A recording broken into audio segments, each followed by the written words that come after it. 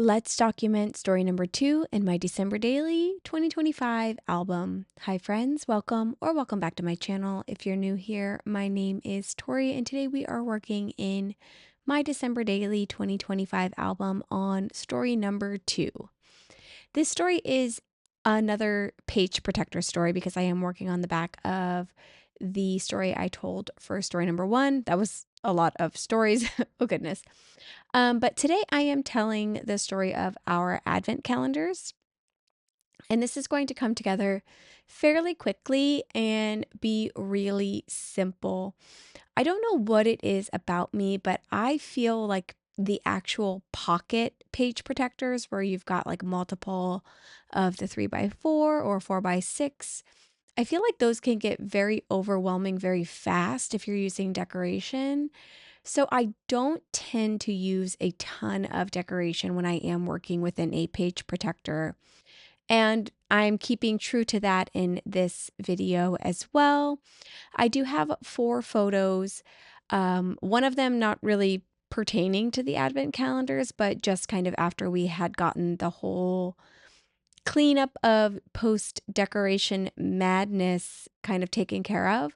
I had an extra photo and I needed an extra photo for this page, so I just went ahead and printed that out as well.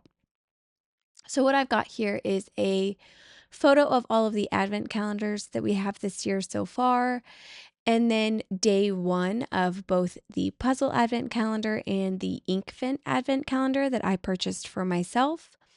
My husband does not yet have his advent calendar. We're still deciding if he actually wants it this year. And then the individual calendars that we got for the kids, they all actually just asked for the same chocolate advent calendar that we got them last year. So basically, what we've been doing is just they're opening that, eating a piece of chocolate, and then we're doing a super teeny tiny mini puzzle together. And this puzzle advent calendar is one that we purchased last year and loved doing. So we are just pulling that one back out and doing it again this year. And it's been a lot of fun. The kids love it, and so do I. And it's really nice little family activity to do each night together. So I have 2 blank spaces in the middle, and I'm actually pulling out the specialty cards. And I have a 3x4 vellum card that says Christmas over and over again. And then I'm going to use a star card from the Paisley Press Kit with one of those scalloped labels as well. And that teeny tiny scalloped label is where I will be placing my journaling for this page. So I am pulling out a rolling date stamp and I'm going to stamp the date out for it, which is basically just December 1st. I'm stamping that on the label, and then I'm also going to pull out my tiny typewriter alphabet stamp set from my Etsy shop, and I'm going to use that alphabet stamp set to stamp out the word Advent right above that, but that'll come a little bit later on in the video after I finished my journaling. And then I will journal about just the kids. When I asked them what they wanted for their advent calendar this year, they all just said a chocolate advent calendar. So that's what I got.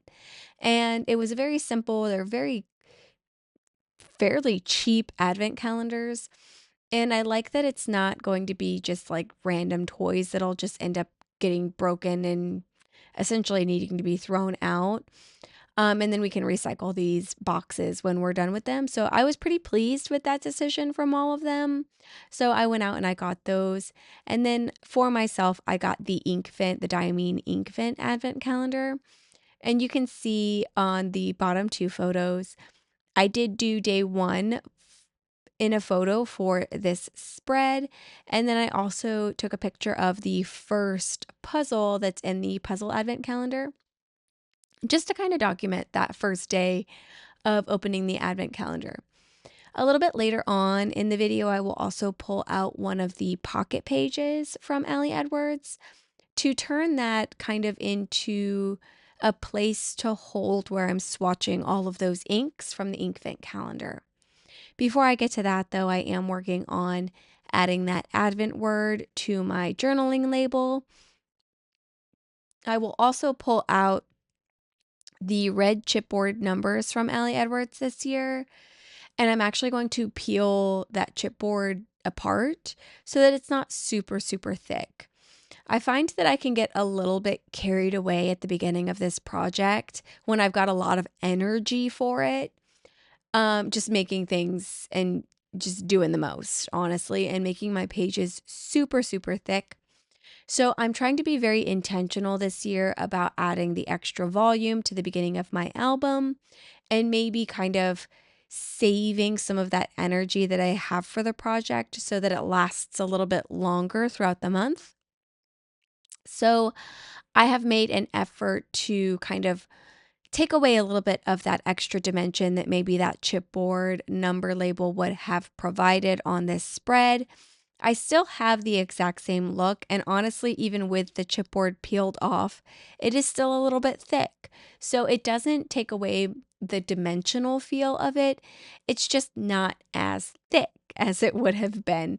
And that's one of my favorite like hacks for kind of reducing bulk in my albums when I'm doing these projects is to just kind of reduce the thickness of things that I have the ability to do, which again would be good for a chipboard piece if you are trying to keep your album thin as well. I am using some Barely Arts glue here, and I'm pretty sure mine was like clogged, so you can see me pretty aggressively pushing that to try and get the glue out. But I did get some of that glue out, and I will use the little like needle to try and get any remaining clogs out of that as well before I set that back aside. So I'm using a stamping block to just push that down to get a nice solid even pressure on that too to make sure it's fully adhered to that vellum card. That will be going inside of a pocket, so that's fine as well. It should, if it does fall off, it'll just fall off inside the pocket. And then I pulled out one of the pocket pages for my Inkvent calendar swatch pages. And essentially what I did this off screen. I took out some fountain pen paper and stamped with the Ali Edwards McKinsey ink, Inkvent calendar, and I also stamped out swatches after the video was finished. And I stamped out using my inked up stamp set little swatch areas for 25 days for the month because I am going to need some place to actually swatch out all of these inks because you can't actually see what they look like without swatching them. So I wanted to set something up for myself at the very beginning of the month so that I can kind of maintain that and stay on top of it. And hopefully by the end of the month, it's just a beautiful little mini booklet situation of wonderful colors and inks. I have high hopes for this, and I am hoping that I don't get disappointed. But so far, I am really loving the way that it looks.